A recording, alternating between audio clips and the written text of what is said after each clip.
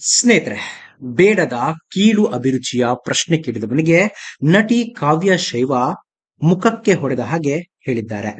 Cheap ಆಗಿ comment ಹಾಕಿದವನಿಗೆ ಕಾವ್ಯ ಶೈವ ತಮ್ಮದೇ ಶೈಲಿಯಲ್ಲಿ ಏಟು ಕೊಟ್ಟಿದ್ದಾರೆ. ಅಷ್ಟಕ್ಕೂ ಆತ ಹೇಳಿದ್ದೇನು ಗೊತ್ತಾ?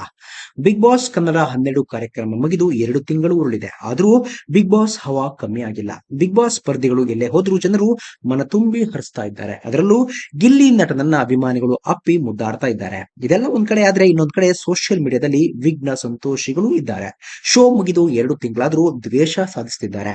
ಕಾವ್ಯ ಶೈವಗೆ ಕೆಲ ಕಿಡಿಗೇಡಿಗಳು ಕೀಳು ಮಟ್ಟದ ಕಾಮೆಂಟ್ ಮಾಡ್ತಾ ಇದ್ದಾರೆ.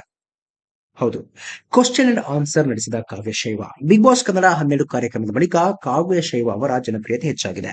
ಫ್ಯಾನ್ಸ್ ಹೆಚ್ಚಿನ ಸಂಖ್ಯೆಯಲ್ಲಿ ಇದ್ದಾರೆ, ಆದರೆ ಕೆಲವರು ದ್ವೇಷ ಕಾಡ್ತಾ ಇದ್ದಾರೆ. ಅದಕ್ಕೆ ಸಾಕ್ಷಿ ಇಲ್ಲಿದೆ. ಕಾವ್ಯ ಶೈವ ಇತ್ತೀಚೆಗಷ್ಟೇ ತಮ್ಮ ಇನ್ಸ್ಟಾಗ್ರಾಂ ಖಾತೆಯಲ್ಲಿ ಪ್ರಶ್ನೋತ್ತರ ಚಟುವಟಿಕೆ ನಡೆಸಿದ್ರು. ಇದರಲ್ಲಿ ಅಭಿಮಾನಿಗಳು ಕೇಳಿದ ಪ್ರಶ್ನೆಗೆಲ್ಲ ಕಾವ್ಯ ಶೈವ ಉತ್ತರಿಸಿದರು. ಈ ವೇಳೆ ಓರ್ವ ಕಿಡಿಗೇಡಿ ಕೀಳು ಮಟ್ಟದ ಪ್ರಶ್ನೆ ಕೇಳಿದ್ದಾನೆ. ಅದಕ್ಕೆ ಕಾವ್ಯ ಶೈವ ಮುಟ್ಟಿ ನೋಡಿಕೊಳ್ಳುವಂತೆ ಖಡಕ್ ಆಗಿ ಉತ್ತರಿಸಿದ್ದಾರೆ. ಅಷ್ಟಕ್ಕೂ ಆ ಪ್ರಶ್ನೆ ಏನು? ಆಸ್ಕ್ ಮೀ ಎನಿಥಿಂಗ್ ಚಟುವಟಿಕೆ ವೇಳೆ ನೀವು ಧನುಷ್ 2ನೇ ಹೆಂಡತಿ ಅಂತೆ, ಹೌದಾ ಎಂಬ ಪ್ರಶ್ನೆ ತೂರಿ ಬಂದಿದೆ. ಅದಕ್ಕೆ ಕ್ಷಮಿಸಿ, ನಿಮ್ಮ ಸಹೋದರಿ ಅವರ 2ನೇ ಹೆಂಡತಿ ಅಂತ ಕೇಳ್ಪಟ್ಟೆ. ಕೇಳೋಕೆ ಚೆನ್ನಾಗಿದೆ ಅನ್ಸುತ್ತಾ? ಇಲ್ಲ ತಾನೆ? ಏನು ಖುಷಿ ಸಿಗುತ್ತೆ ಇದರಿಂದ? Please stop it.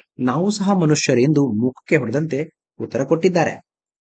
Big boss ಬಂದಿರುವಾಗ Dhanush ಕಾವ್ಯ ಸ್ಪಂದನ ಮಧ್ಯೆ ಆತ್ಮೀಯತೆ ಇತ್ತು. ಕಾವ್ಯ ಹಾಗೂ ಸ್ಪಂದನ ಅವರನ್ನ ಉತ್ತಮ ಫ್ರೆಂಡ್ಸ್ ಆಗಿ ಧನುಷ್ ಕಾಳಜಿ ವಹಿಸಿದ್ರು. ಈ ಉತ್ತಮ ಬಾಂಧವ್ಯಕ್ಕೆ ಬೇರೆ ಅರ್ಥ ಕಲ್ಪಿಸಿರುವುದು ಕೀಳು ಪರಿಸ್ಥಿತಿಯನ್ನ ತೋರಿಸುತ್ತೆ ಎಂದು ನೆಟ್ಟಿಗರು ಅಭಿಪ್ರಾಯಪಟ್ಟಿದ್ದಾರೆ. ಹಾಗೆ ಬಿಗ್ ಬಾಸ್ಗೆ ಬರುವ ಮುನ್ನ ಕಾವ್ಯ ಶೈವ ಡ್ಯಾನ್ಸ್ ಕರ್ನಾಟಕ ಡ್ಯಾನ್ಸ್ ಕಾರ್ಯಕ್ರಮದಲ್ಲಿ ಸ್ಪರ್ಧೆಯಾಗಿದ್ರು.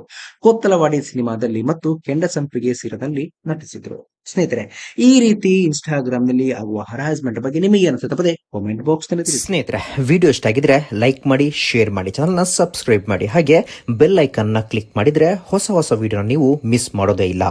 ಮುಂದಿನ ವಿಡಿಯೋದಲ್ಲಿ ಭೇಟಿಯಾಗೋಣ. ಧನ್ಯವಾದಗಳು.